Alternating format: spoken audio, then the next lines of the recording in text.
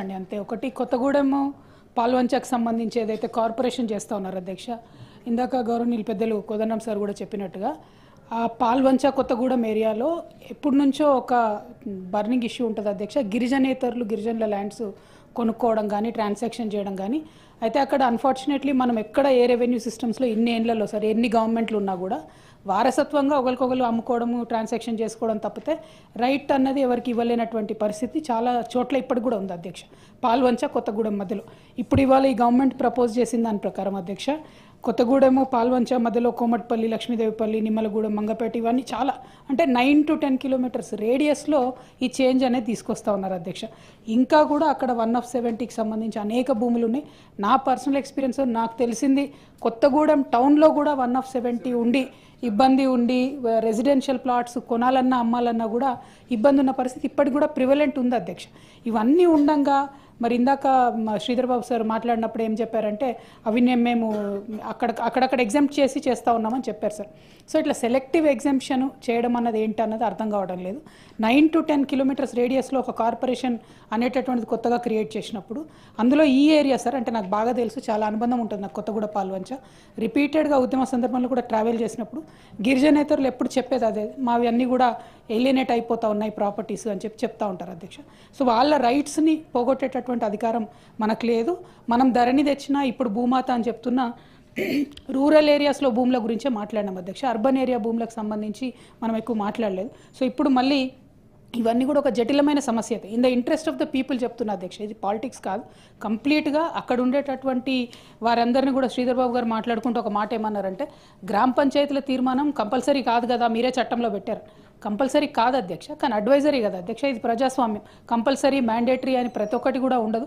Spirit of డెమోక్రసీలో at least అక్కడ ప్రజల్ని మనం కలుపుకొని పోతే బాగుంటుంది అనేటటువంటిది ఒక ఆలోచన అధ్యక్ష అదేవిధంగా ఈ పల్లె ప్రగతి పనులు కంప్లీట్గా నిలిచిపోయి అక్క ఉన్నారు సీతక్క కాబట్టి రిఫర్ చేస్తున్నానండి చాలా ఇబ్బందిగా ఉంది అధ్యక్ష మళ్ళీ కంప్లీట్గా గ్రామాలలో కనీసం మోరీలలో చెత్త తీయలేనటువంటి పరిస్థితి నడుస్తూ ఉన్నది కొద్దిగా దయచేసి గ్రామాలకు సంబంధించి ఫోకస్ పెట్టవలసిందిగా కోరుతా ఉన్నాను అధ్యక్ష చాలా కాలువలలో కూడా చెత్త తీయకపోవడంతో ఆ నీళ్లు కూడా పోనటువంటి పరిస్థితి ఉన్నది దాని మీద ఫోకస్ చేయవలసింది కోరుతాం జీవన్ రెడ్డి గారు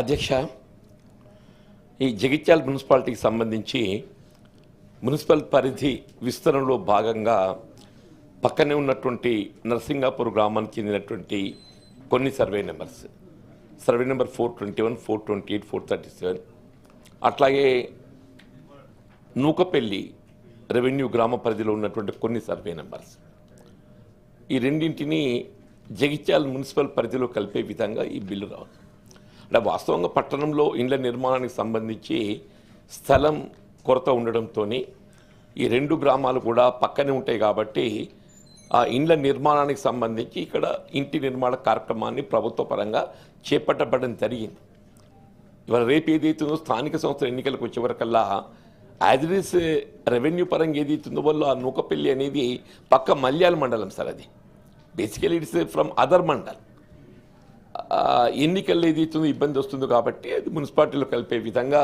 మరి రాష్ట్ర ప్రభుత్వం ఏదైతే ఈ బిల్లు తేవడం జరిగిందో దీన్ని సంపూర్ణంగా సంబంధిస్తున్నాం అధ్యక్ష కానీ ఇందులో ఏదైతే ఇంతకుముందు కొందరు సభ్యులు మాట్లాడినట్టు ఇది కేవలం ఈ పంచాయతీరాజ్ మున్సిపల్ చట్టానికి పరిమితమవుతుంది ఈ పంచాయతీరాజ్ మున్సిపల్ చట్టానికి పరిమితం అయ్యే వరకల్లా ఇది ఓన్లీ ఆ ఎన్నికలకు మాత్రమే ఇది వినియోగం అవుతుంది రేపు ఏదైతుందో ఈ ఆస్తుల మార్పిడి రెవెన్యూ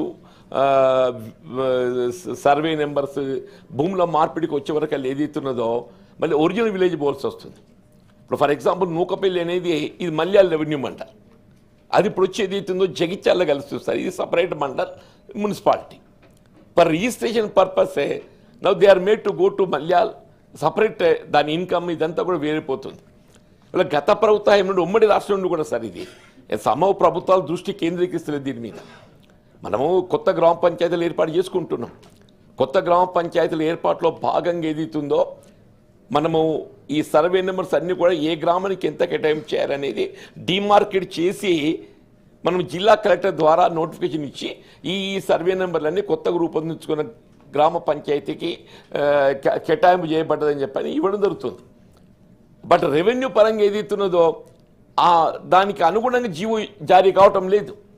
రెవెన్యూ పరంగా దానికి అనుగుణంగా జీవో జారీ కాలేకపోవడంతో రిజిస్ట్రేషన్సే దాని ద్వారా వచ్చే ఆదాయం అనేది మళ్ళీ ఒరిజినల్ విలేజ్కే పోతున్నది సార్, ఒరిజినల్ విలేజ్కే పోతున్నది. నేనేమిటో మీ ద్వారా రాష్ట్ర ప్రభుత్వ గౌరవ మంత్రి గారిని ఇది మొదటికెళ్ళి జరుగుతున్నటువంటి ఒక దీని సమ్ అంబిగ్యూటీ దాని దృష్టి కేంద్రీకరిస్తలేరు.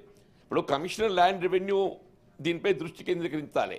ఇది రెవెన్యూ శాఖకు సంబంధించి ఇవాళ రెండు పంచాయతీరాజ్ శాఖ రెవెన్యూ శాఖ రెండు సమన్వయం చేసుకొని ఏ పంచాయతీరాజ్ శాఖ ద్వారా మీరు నూతన గ్రామ పంచాయతీలు ఏర్పాటు చేస్తున్నారో అవన్నీ కూడా రెవెన్యూ పరంగా కూడా ఏదైతుందో ఆ భూములు కేటాయింపు చేయబడ్డప్పుడు మాత్రమే ఏదైతుంది మనకు భూముల బదిలీ కాకుండా పట్టేదార పాస్బుక్ జారీ కానీ ఇవన్నీ కూడా ఇప్పుడు సపరేట్ గ్రామ పంచాయతీ ఉండు లంబడి తండాలు ఏర్పాటు చేసిండ్రు.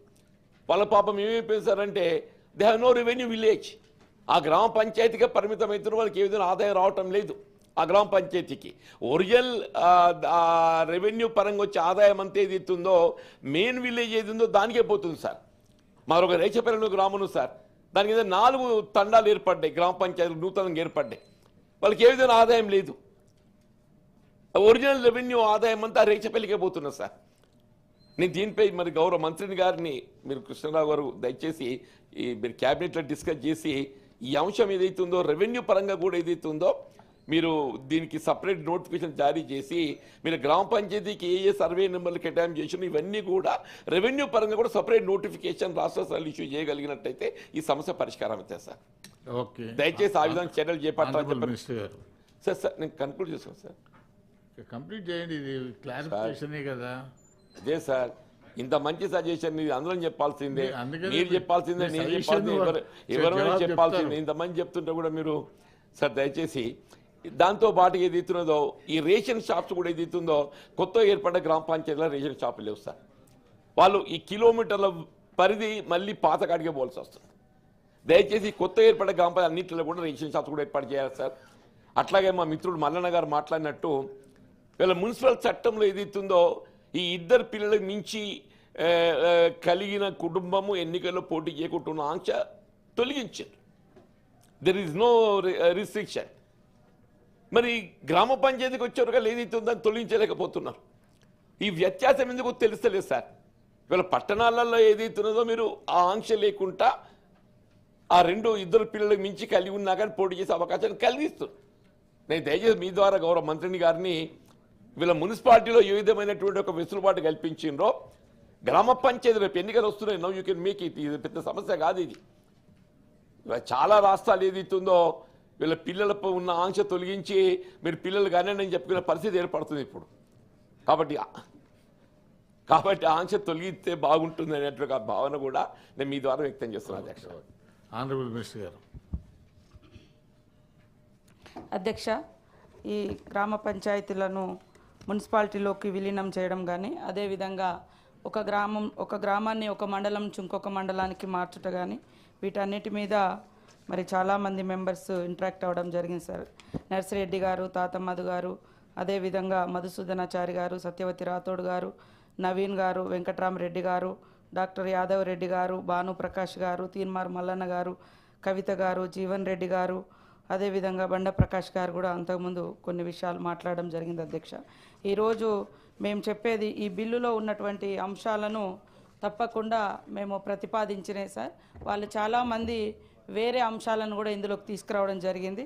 ఖచ్చితంగా మరి సభలో లేనటువంటి ఈ బిల్లులో లేనటువంటి అంశాలను కూడా తీసుకొచ్చారు కాబట్టి వాటిని కూడా మరి వేరే రూపంలో తీసుకొని పరిశీలిస్తామని తెలియజేస్తూ, అదేవిధంగా కొంత గ్రామ పంచాయతీలు కానీ కొత్తగా మరి మండలాల ఏర్పాట్ల గురించి అటు నుంచి ఇటు నుంచి అటు కూడా అడిగినరు.